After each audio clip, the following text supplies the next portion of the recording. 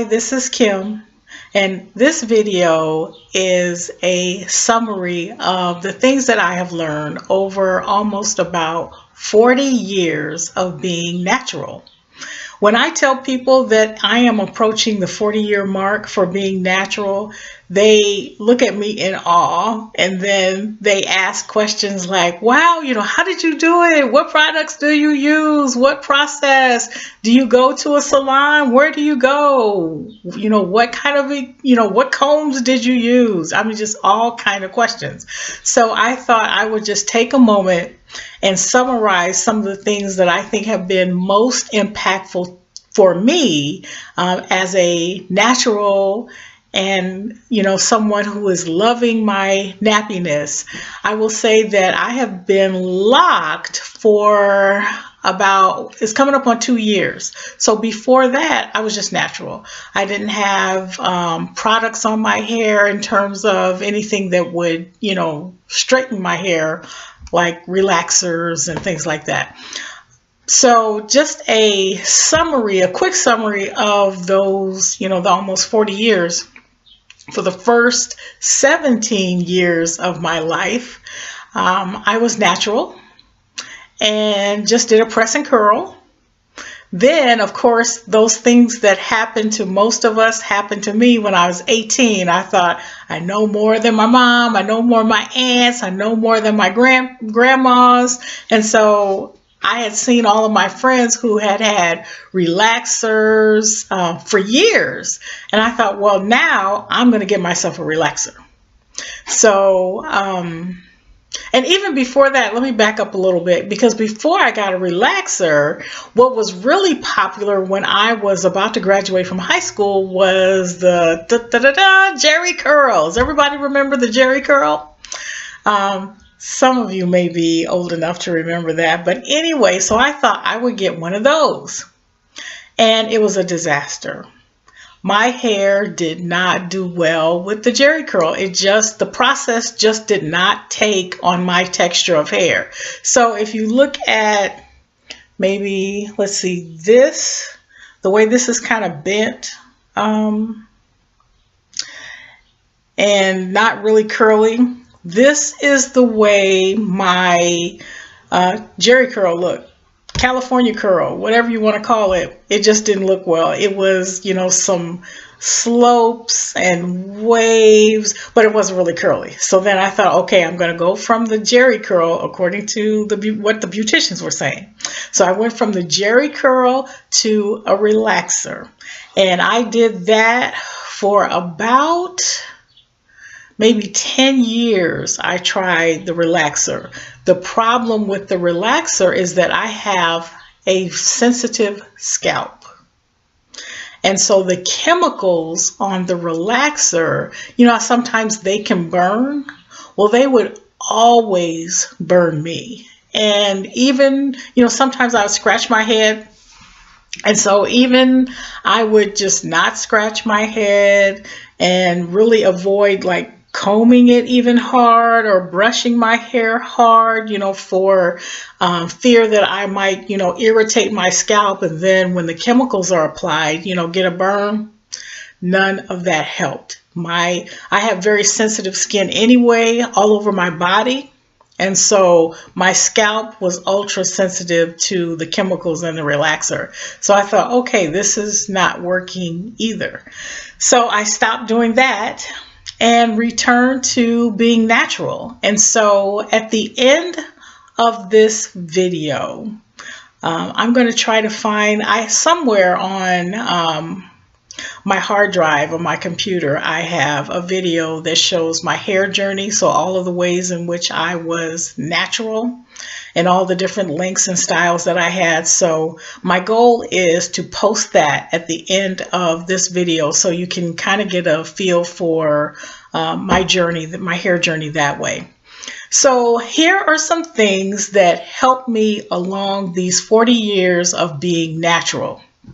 Number one, the most helpful thing that I ever did was I listened to my hair.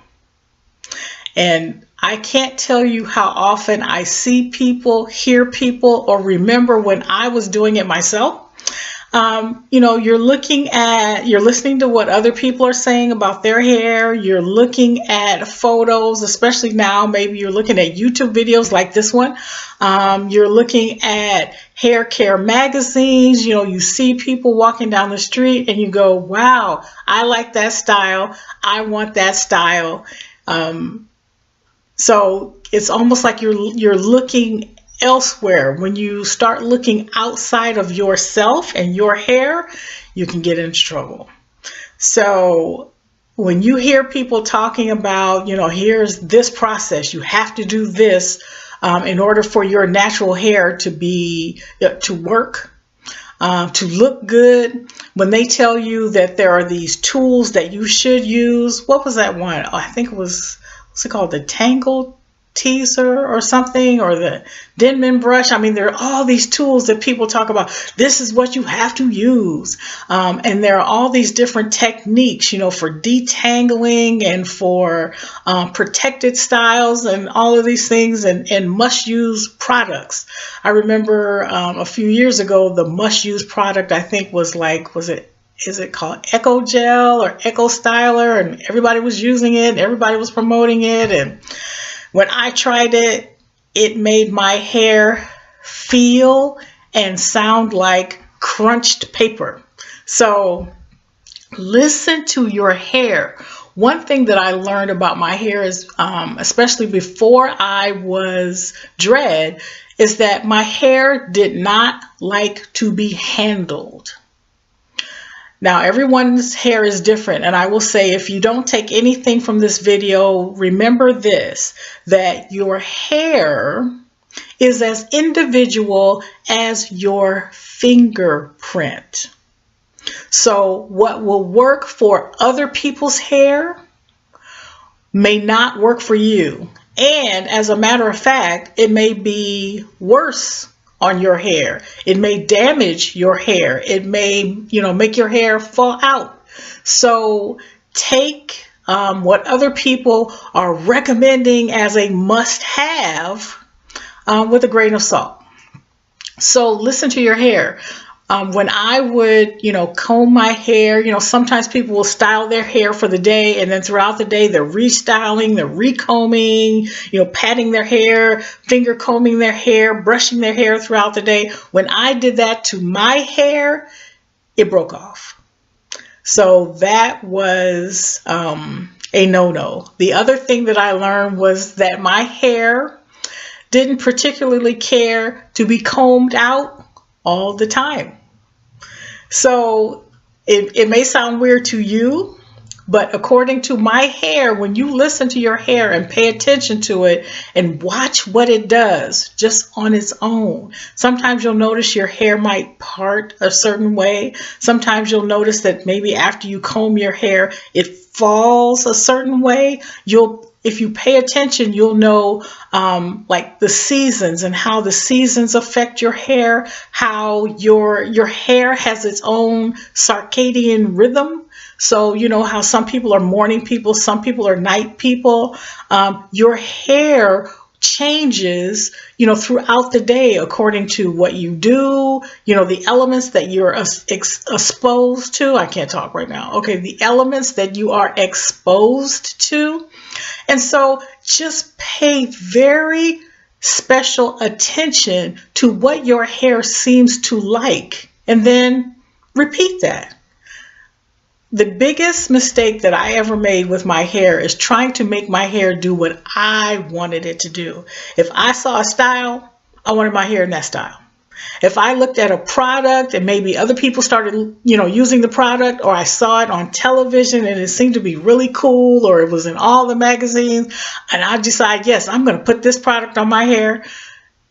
No, listen to your hair. Let your hair tell you what it needs and what it wants. And that leads me to something that's very much related to listening to your hair, and that is allowing your hair to be what it wants to be. I will say for a long time when I was very much into being natural, and I was on the natural hair care boards and, reading all of this information, and I would see other people's styles. One of my favorite styles that I saw was called the chunky fro. I absolutely love that style. Love that style. And if I can remember her screen name, there was someone that was on Naturality. I think her screen name was something like Mwedzi or something like that. But anyway, she had the most beautiful chunky fro I had ever seen. It's like, get your drool bucket out because this is it. And I can't tell you how many years, when I say years, it must have been a couple years, I tried to get my hair to do some version of a chunky fro. I'm like, okay, I'm going to roll it up. I'm going to use these kind of rollers. I'm going to use this kind of setting gel. I'm going to sit under a dryer or just let it go overnight. Or maybe I'm going to pin curl it. I mean, I tried everything. And my hair kept telling me, that's not a style I can do. Can't handle that, lady. So I started listening to my hair again and allowing my hair to tell me what styles worked really well for my hair.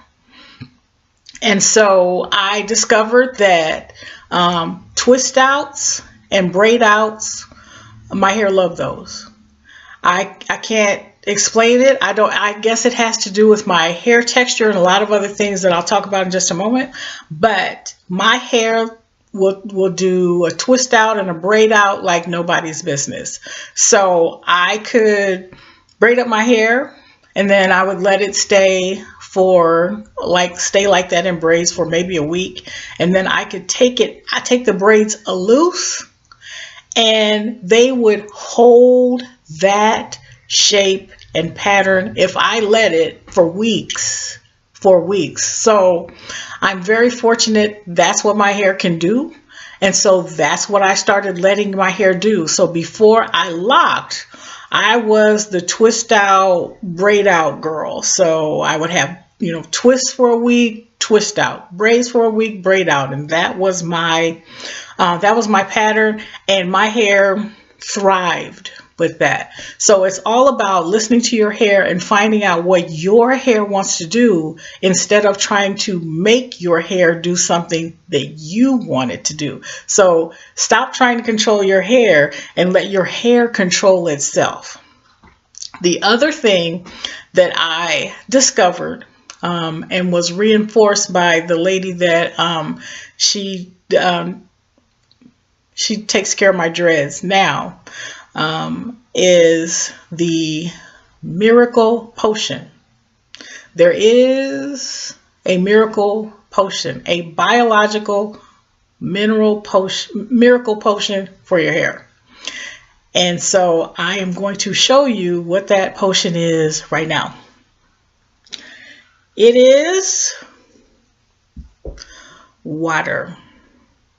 You may have heard this before. I am going to reinforce it right now. If you want your hair to be healthy, if you want your hair to be moisturized, vibrant, luxurious, whatever adjectives you can apply to the hair that you want, if you want your hair to be healthy and look good, the miracle juice for that is water. If you nourish your hair from the inside out, you'll have a lot more success than if you try to put something on your hair after it's already grown out of your hair. So think about that. A lot of times people are, they're searching for the right product. They're like Raiders of the Lost Ark, but instead of searching for the Holy Grail, they're trying to search for the Holy Grail product that they can put on top of their hair that will make it more supple, more moist, more manageable. But what you have to do, see, this has already grown out of your hair shaft. So if you want this to be the best that it can be, then what you do is, if this is inside your hair and this is your hair that grows out, you want to nourish the follicle. So if you imagine that this part, this my hand right here, is the hair follicle inside your hair. And dang, can a sister say inside your head? And this is the hair follicle that is sending nourishment up into your hair. Then you have to nourish this.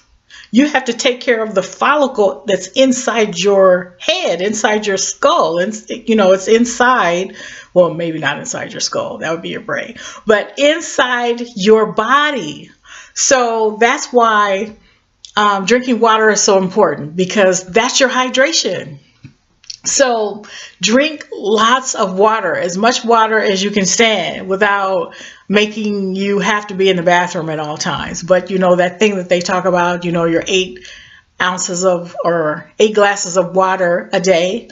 Do your 8 glasses of water a day, and make sure that it's water, you know, that it is pure water, that your body does not have to work to extract from something else. For example, you know, if you drink coffee, if you drink tea, if you drink juices, you know, those kinds of things, your body has to work to try to pull the water from those things. But if you give your body pure water, then it automatically goes to all of the places throughout your body that need it. And the water not only works for your hair, but it works for all of your organs. So that's one thing. Also, just some basic stuff that is just normal for, you know, health in terms of sleep. Making sure that you get the right amount of sleep, you know, 7 to 8 hours of sleep a night. That will make your body healthy, which in turn will make your follicles healthy, which will make your hair healthy. Another thing you want to pay attention to is the amount of stress in your life. So if you have a lot of stress in your life, then find ways in which you can, you know, calm your mind. For me, that's meditation. For you, it might be going for a walk, or taking a yoga class, or doing Tai Chi, or reading, but some way in which you can reduce the level of stress, because again, that impacts the follicle and how healthy the follicle is, and that impacts the growth and nourishment of your hair. Also, diet. So what you eat, and this is one that I am, you know, I'm trying to make sure that I'm eating right, which I don't always. So, you know, being 100 about that. But I know that when I do eat right, I mean, you notice it throughout your entire body. So when you're eating, you know, think about whether or not what you're eating will nourish your hair. And you can do a Google search, or, you know, there's all kind of searches for the kinds of foods, you know, mostly fruits and vegetables that will nourish your hair and give you optimum hair growth. Because you want to not necessarily see, so sometimes we compare ourselves to other people and how fast their hair grows. But what you want to do is make sure that your hair grows as fast as it can for your rate of hair growth that is unique and specific to you.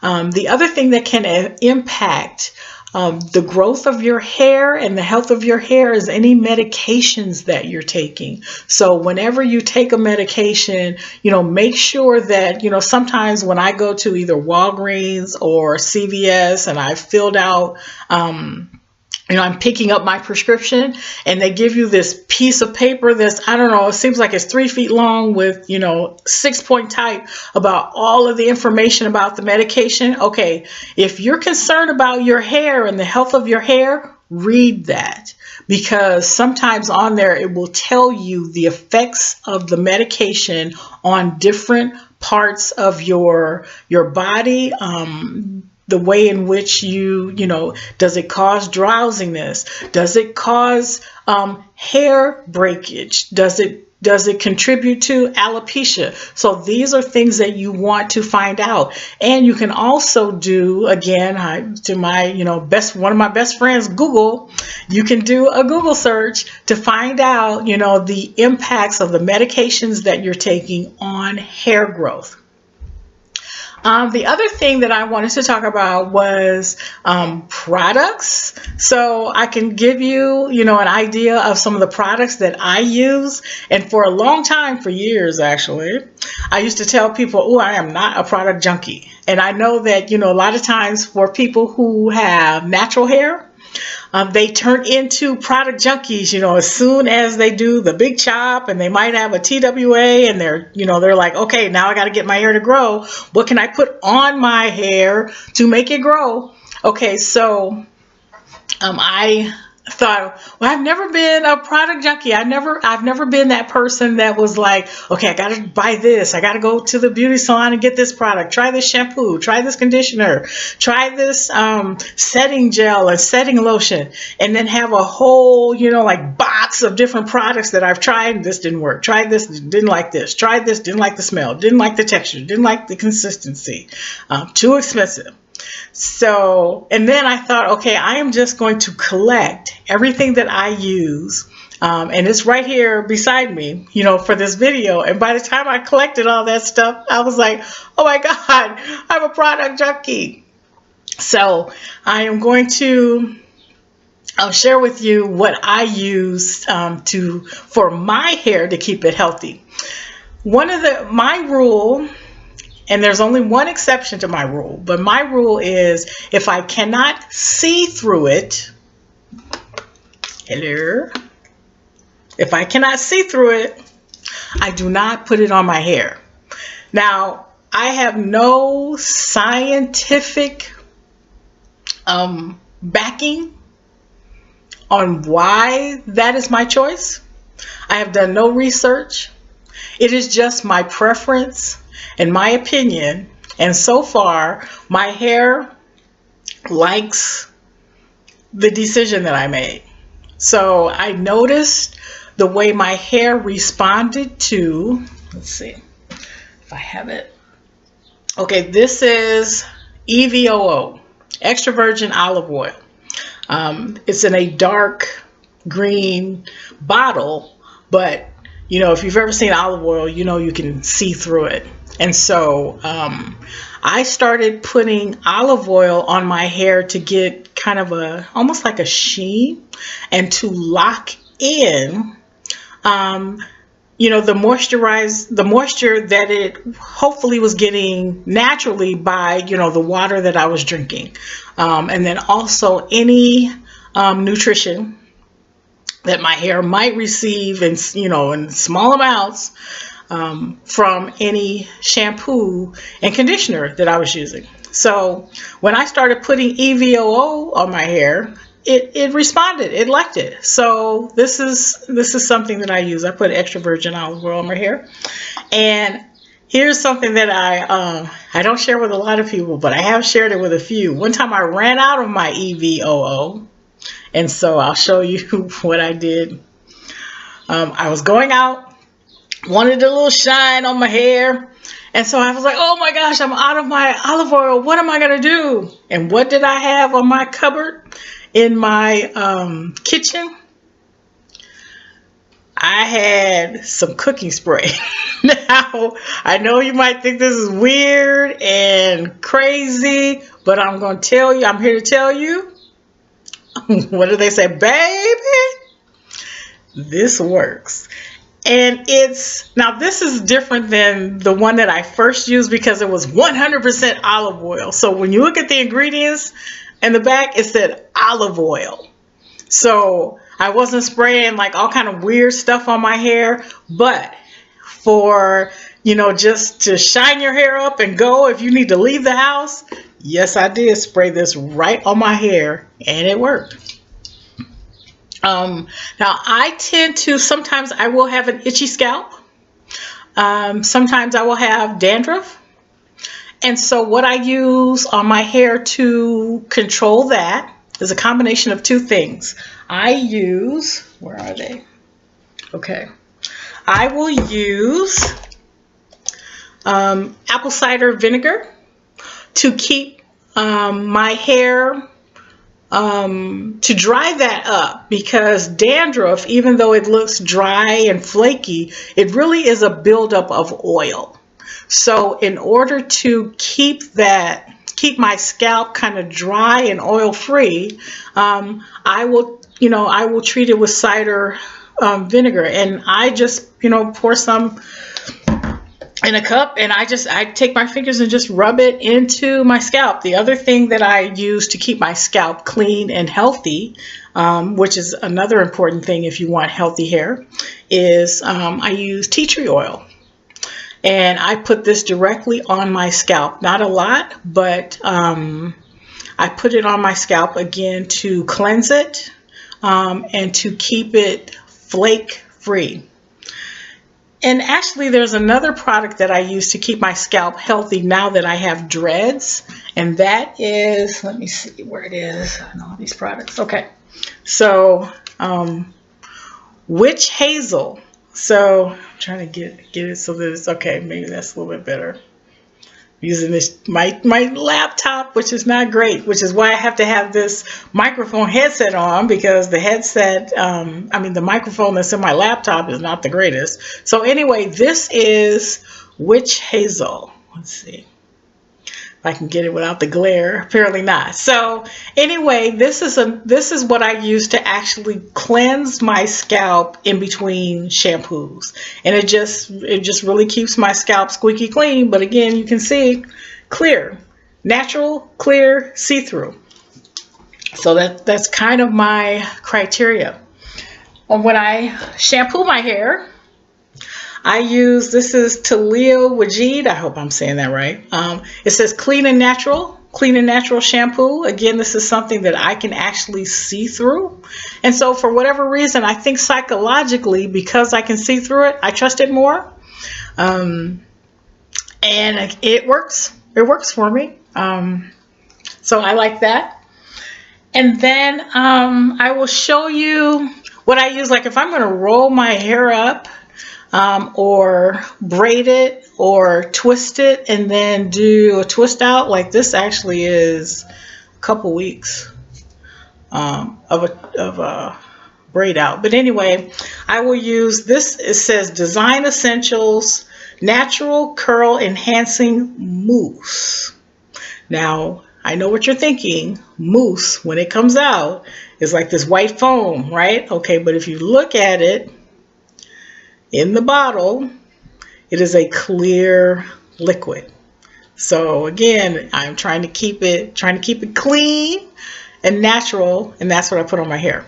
So my exception, oh, before I show you the exception, one more thing. So when I want to add to the moisture in my hair that I get from water, can I stress it again? Water. When I want to add to that, then, and more often in the summer than in the winter, what I will use is a combination of two things. Glycerin, which is a natural product, and then distilled water. So I know you see all these great value. Yes, I am the Walmart queen. I am not ashamed of that. But anyway, so I will mix these together. I'm a little heavy-handed, I will say that. So I do 50-50, but it probably should be about maybe 60% water, 40% glycerin. I don't have an exact ratio, but you could probably look it up online. But mine is probably close to 50-50 because I really like glycerin and I use it a lot in the summer, because what glycerin will do is it will pull moisture from the air and infuse your hair. And I like it especially because I have locks, and locks can have a tendency to dry. And so that's why I really try to make sure that I stay hydrated and all, from all sides. So from the inside out, and then also from the outside in. So I have the two, coming together. It's like a 1-2 punch to keep my hair moisturized. Let's see. Trying to think, okay, so the exception to the rule. So this is Talia Wajid, and it's Shea Cocoa. It's a conditioner, and I don't use this a lot, but I do use it. Again, it says conditioner, so I'm using it to moisturize my hair from the outside this time, and to give it a little sheen and a little gloss so that it doesn't look so dull. So this is my exception to my rule of being able to see through everything, because as you can tell, this is milky, so I can't see through it as well. But I do use it on my hair, and it partners very well with the shampoo that I use.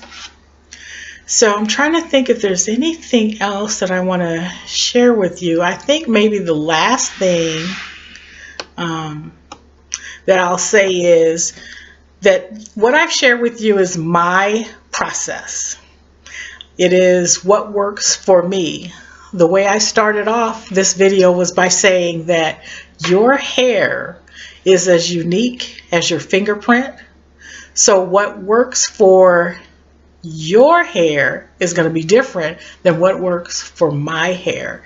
So in sharing my process, I'm hoping to inspire you so that you discover your own process and discover what works for you.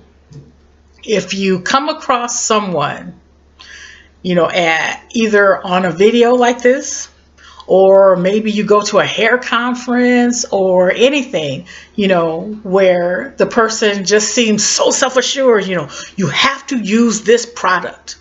You have to do this technique. If you're natural, you must do this. Give them a side eye, because unless they are a licensed cosmetologist, and unless they have done your hair for a while, they don't know what's good for your hair.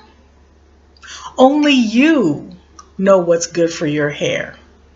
And if you listen to your hair and do what it is encouraging you to do, and stop trying to control it, then you will reap the benefits. And I believe that you will have natural, healthy hair that you will like and fall in love with. So again, this is Kim. These are my tips. This is my hair journey, or at least part of it. And thank you so much for watching. I wish you all of the best. And I wish you a world full of nappy happiness.